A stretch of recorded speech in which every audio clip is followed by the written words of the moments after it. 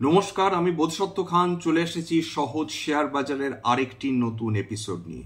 প্রিয় বন্ধুরা, আজকের আমরা সরাসরি যদিও বা শেয়ার বাজার নিয়ে আলোচনা করব না, আজকের এমন একটি ঘটনা ঘটেছে যে ঘটনাটা কিন্তু সমস্ত মানুষকে নাড়িয়ে দিয়েছে এবং সেই ঘটনাটি হলো প্রেসিডেন্সিয়াল ক্যান্ডিডেট অর্থাৎ ডোনাল্ড ট্রাম্প। তিনি একজন রিপাবলিকান ক্যান্ডিডেট, তার ওপর আততায়ী আক্রমণ হয়েছে।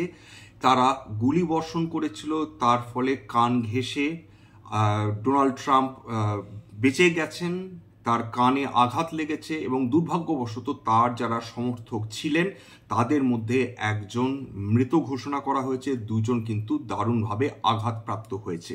এইটাই হচ্ছে শেয়ার বাজারের সমস্যা, কারণ শেয়ার বাজার কেন আনছি যেহেতু এটা শেয়ার বাজারের একটি চ্যানেল এবং তার প্রভাবের কথাও কিন্তু আজকের কিছুটা আলোচনা করব।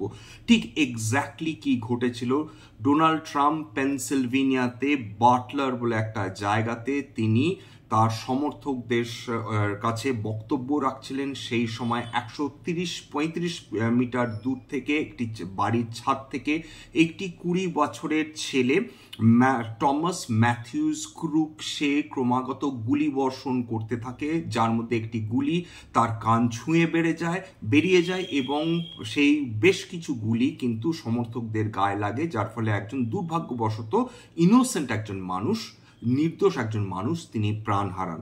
অবশ্য সিক্রেট স্নাইপার যারা এই ধরনের প্রেসিডেন্সিয়াল ক্যান্ডিডেটসদের সুরক্ষার দায়িত্বে থাকেন তাদের গুলিতে এই যে ছেলেটি বা বালকই বলবো সে কিন্তু নিহত হয়েছে। এবার প্রশ্নটা হচ্ছে যে কেন সে এরকম করলো। প্রথম কথা, মজার ব্যাপার হচ্ছে যে সে কিন্তু নিজে একজন ডিক্লেয়ার্ড অর্থাৎ ঘোষিত রিপাবলিকান, প্রথম কথা। এবং সে এর আগে যেটা আমরা বিভিন্ন সোর্সেস থেকে পেয়েছি সেটা সে কিন্তু ডোনেশনও দিয়েছিল রিপাবলিকান পার্টিকে।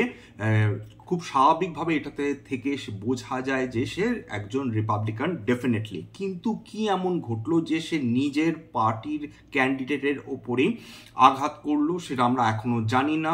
এর ভবিষ্যতে ইনভেস্টিগেশন চলবে, কিন্তু এর কিন্তু যে প্রভাব রয়েছে সেই প্রভাবটা যে খুব একটা সুপ্রভাব সেটা কিন্তু মোটেই নয়। এটা কিন্তু গোটা বিশ্বের মানুষকে সচকিত করে দিয়েছে। মানুষ চিন্তিত, যদি এত বড় বড় লিডার্সদের যদি তাদের সুরক্ষা বলয় ভেঙে এইভাবে গুলিবর্ষণ করা সম্ভব হয় যেখানে নির্দোষ মানুষ তারা প্রাণ হারান, খুব স্বাভাবিকভাবে সাধারণ মানুষের কিন্তু তাদের সুরক্ষা নিয়েও কিন্তু বড় প্রশ্ন উঠে যায়।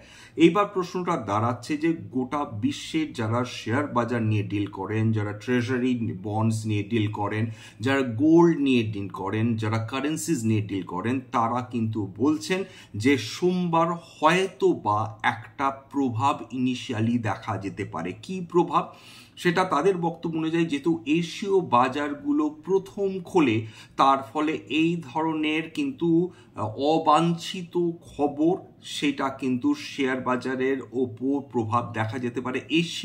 এশীয় মার্কেটগুলোর ওপর প্রথম দিকে যে ভোরবেলা যে স্টক মার্কেটসগুলো খুলবে তার মধ্যে জাপান রয়েছে, তার মধ্যে তাইওয়ান রয়েছে প্রভৃতি, চীন রয়েছে। সুতরাং সেখানে আমাদের প্রথমে দেখতে হবে যে তার প্রভাব কি পড়ছে এই বিভিন্ন শেয়ার মার্কেটের ওপর। এক, দু নম্বর হচ্ছে যে ইউএস মার্কেটসে কি ঘটতে পারে। এক নম্বর হচ্ছে যে ইউএস মার্কেটে প্রথমে মানুষ কি করবেন যে অত্যাধিক ঝুঁকিপূর্ণ অ্যাসেটসগুলোর বদলে তারা এমন কিছু অ্যাসেটসের দিকে ঝুঁকতে পারেন প্রাথমিকভাবে যেগুলো অপেক্ষাকৃতভাবে তাদের ক্যাপিটালকে প্রোটেক্ট করতে পারে। তার মধ্যে ডেফিনেটলি একটা হচ্ছে ট্রেজারিজ অর্থাৎ ইউএস ট্রেজারিজ, দু নম্বর হচ্ছে সোনা। মানে মানুষ যখনই দেখেন যে গোটা বিশ্ব জুড়ে অর্থনৈতিক অশান্তি রয়েছে, যুদ্ধের পরিস্থিতি রয়েছে, বা যেটাকে বলা হয় যে গোটা বিশ্ব শান্তিতে নেই, তখন কিন্তু মানুষ কম ঝুঁকিপূর্ণ অ্যাসেটসের দিকে ঝুঁকে থাকেন। তার মধ্যে কিন্তু সেন্ট্রাল ব্যাংকসগুলো থাকে, হাই নেটওয়ার্থ ইন্ডিভিজুয়ালস থাকে, বিভিন্ন অ্যাসেট ম্যানেজমেন্ট ইনস্টিটিউশনস থাকেন, সাধারণ মানুষ তো বটেই। ফলে এটা যেটা মনে করা হচ্ছে যে সোনার ওপর একটা প্রভাব পড়তে পারে, সেখানে মানুষ সোনার দিকে বেশি ঝুঁকতে পারেন। এটা আমার বক্তব্য নয়, আমার অভিজ্ঞতাও কিন্তু একই কথা বলে। বহু বছরের অভিজ্ঞতা কিন্তু তাই দেখায় যে এক্স্যাক্টলি এই ধরনের ঘটনার সময় মানুষের মানে বেশি প্রবাবিলিটি থাকে এই ধরনের লেস রিস্কি অ্যাসেট এর বিনিয়োগ করা, যেমন সোনার কথা বললাম, অ্যাজ আ হেজিং ইনস্ট্রুমেন্ট তখন কিন্তু সোনা কাজ করতে থাকে। এছাড়া ইউএস বন্ড ইল্ডসগুলোর দিকেও কিন্তু মানুষ ঝুঁকে পড়েন, বন্ড ইল্ডসগুলোর দিকেও তারা বন্ড ইল্ডস বলছি, বিভিন্ন বন্ডসের দিকে তারা ঝুঁকে পড়েন। বিশেষ করে ইউএস এর ক্ষেত্রে কিন্তু মানি মার্কেট, বন্ড মার্কেটস এগুলো কিন্তু ভীষণ ডেভেলপ মার্কেটস, এবং সেখানে মানুষ কিন্তু যেভাবে শেয়ার মার্কেটের প্রতি ইন্টারেস্ট দেখান, ঠিক একইভাবে কিন্তু তারা কিন্তু এই ধরনের মানি মার্কেট, ডেট ইনস্ট্রুমেন্টসগুলোতে, বন্ডসে কিন্তু তারা সমান ইন্টারেস্ট দেখান। ভারতবর্ষে অবশ্য সেই অর্থে এখনো আমাদের বন্ড মার্কেট তেমনভাবে তৈরি হয়নি, ভীষণ নেসেন্ট স্টেজে রয়েছে, শৈশবে রয়েছে, এটুকুনি বলা যেতে পারে। আরেকটা ব্যাপার যেটা দাঁড়াচ্ছে যে এর ফলে মানুষ কিন্তু হুড়োহুড়ি করতে পারেন বা হুড়োহুড়ি করতে থাকেন ইউএস ডলার্স কেনার জন্য, কারণ সেটাও কিন্তু অপেক্ষাকৃত ইউএস যারা সিটিজেন্স তাদের পক্ষে বেশি সেফ মনে করা হয়। সুতরাং ইউএস ডলার্সের প্রতিও কিন্তু মানুষ ঝুঁকতে পারেন, অর্থাৎ ইউএস ডলার্স বেশি শক্তিশালী হয়ে উঠতে পারে। এই হচ্ছে প্রাথমিকভাবে সমস্ত বিশেষজ্ঞদের ধারণা। ভারতীয় শেয়ার বাজার কি করবে এই মুহূর্তে বলা ভীষণ ডিফিকাল্ট। আগেই বলেছি যে মার্কেট ভীষণ আনপ্রেডিক্টেবল, মার্কেটকে প্রেডিক্ট করা যায় না। ইউএস এর ওপর যদি দেখাও যায় যে ইউএস এর ওপর কোনো প্রভাব পড়লো, হতে পারে ভারতের শেয়ার বাজারের উপর তেমন প্রভাব নাও পড়তে পারে, যেহেতু সরাসরি আমাদের সঙ্গে এই ঘটনা কোনো সম্পর্ক নেই। কিন্তু যেহেতু আমেরিকা বিশ্বের সবচেয়ে শক্তিশালী অর্থনীতি, সেখানে একজন প্রেসিডেন্সিয়াল ক্যান্ডিডেট, তার উপর একটা আততায়ী হামলা হচ্ছে, সেটা ডেফিনেটলি তার কিন্তু একটা রিপলিং এফেক্ট হয় বিশ্বের অন্যান্য শেয়ার বাজারের উপর তো বটেই। তবে এটাও আমাদের মাথায় রাখতে হবে যে বন্ড যেভাবে বন্ড সেখানে মানুষ বিনিয়োগ করতে পারেন, বা শেয়ার বাজার থেকে একটু অ্যাভয়েড করে তার সোনাতে বিনিয়োগ করতে পারেন।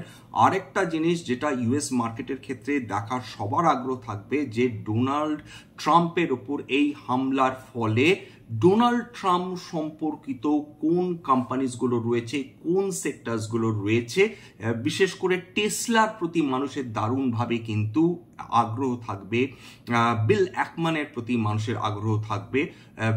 এবং এটা অবশ্যই মানতে হবে যে আমেরিকাতেও কিন্তু যে ডেমোক্র্যাটস এবং রিপাবলিকানসের মধ্যে যে পার্থক্যটা, সেটা তাদের প্রতি কিন্তু সমর্থন থাকে, প্রচ্ছন্ন হোক, ডিরেক্ট সমর্থন হোক বিভিন্ন বড় বড় ইন্ডাস্ট্রিয়ালিস্টদের।